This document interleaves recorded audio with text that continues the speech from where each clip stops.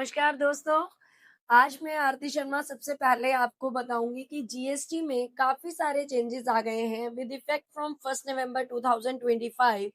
बहुत सारे चेंजेस हैं जो कि आज हम डिस्कस करने जा रहे हैं। उससे पहले हमारी वीडियो आई जिसपे हमने ये बताया कि quick registration of GST under the ease of doing business कैसे वर्कआउट करना है। तो आप हमारे शॉर्ट्स में जाकर, अगर आपने सिर्फ इतना देखना है तो आप हमारे शॉर्ट्स को देख सकते हैं, क्योंकि वो हमने एक शॉर्ट वीडियो बनाई है।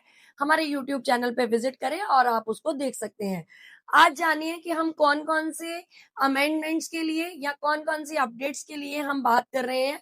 इस वीडियो में एंड तक बने रहें और जानें कि वो कौन से अपडेट्स हैं, और बिल्कुल हम ऑथेंटिक तरीके से आपको बताना चाहेंगे स्टेप बाय स्टेप कि हम कैसे किसी भी अमेंडमेंट को या अपडेट को हम कैसे देख पाएंगे। तो सबसे पहले बात करते हैं हम कि अगर from 1 November 2025 there is IMS portal, तो आप जाने कि हम आईएमएस पोर्टल पे कैसे जाएंगे। जैसे हम किसी भी डीलर के क्रेडेंशियल्स के साथ लॉगिन करते हैं, लॉगिन से आप सर्विसेज में रिटर्न्स में जाएं, रिटर्न से आप टू बी देखेंगे। तो टू बी अगर आप व्यू करेंगे तो उसके बिल्कुल नीचे आपको नजर आएगा व्यू आईएमएस डैशबोर्ड। तो आईएमएस डैशबोर्ड पर जाएं, उसके ऊपर सबसे बात जो जरूरी हम बताने जा रहे हैं उसमें एक नई तीसरी चीज ऐड ऑन हो चुकी है। उसमें तीन चीजें अब आपको नजर आएंगी। Number 1 all other ITC, number 2 credit debit notes हैं आपके पास, और नंबर 3 जो है दैट इज आप ऐसा कह सकते हैं कि import of goods. Import of goods में आपको 4 टैब नजर आएंगी। सबसे पहले import of goods from overseas, then import of goods overseas amendment, तीसरा import of goods from SEZ, and fourth one is import of goods from others sorry amendments. तो ये सारे आपको नजर आएंगे।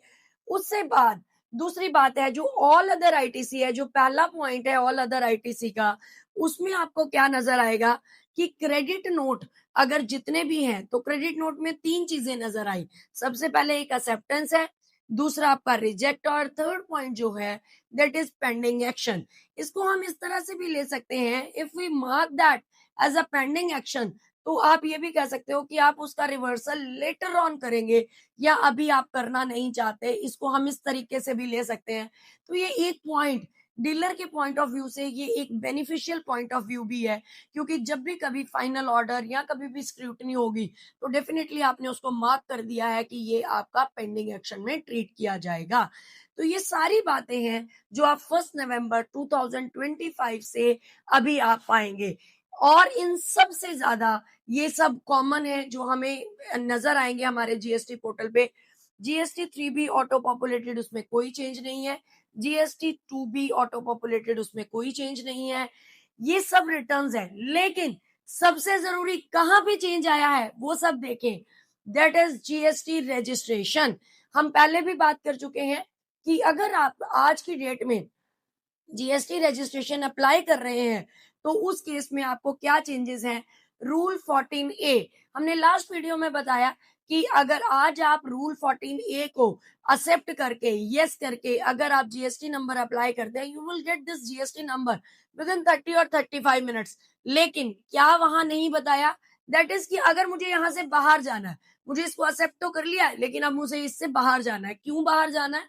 उसका कारण ये हो सकता है कि हमने बताया कि उसमें एक कंडीशन ये रहेगी कि अगर आपका जो टैक्स लाइबिलिटी है that exceed 2.5 lakh, then you can not come under this. तो अगर आप उससे बाहर जाना चाहते हैं तो सबसे पहले सेम आपको अपनी फिजिकल वेरिफिकेशन के लिए वहां पर जितने भी आपकी फोटोज और वो सब डालनी पड़ेगी, और बाहर आना है तो आपको कारण बताना है कि क्या कारण है। तो हम ऐसा भी कह सकते हैं जितना ही इस रूल के अंदर आना आसान है उतना ही यहाँ से ऑप्ट आउट करना मुश्किल है। आप हमारे साथ बने रहे, स्टे ट्यून्ड विद अस, और हम इसके ऊपर और वीडियोस आपके साथ जरूर शेयर करेंगे। धन्यवाद।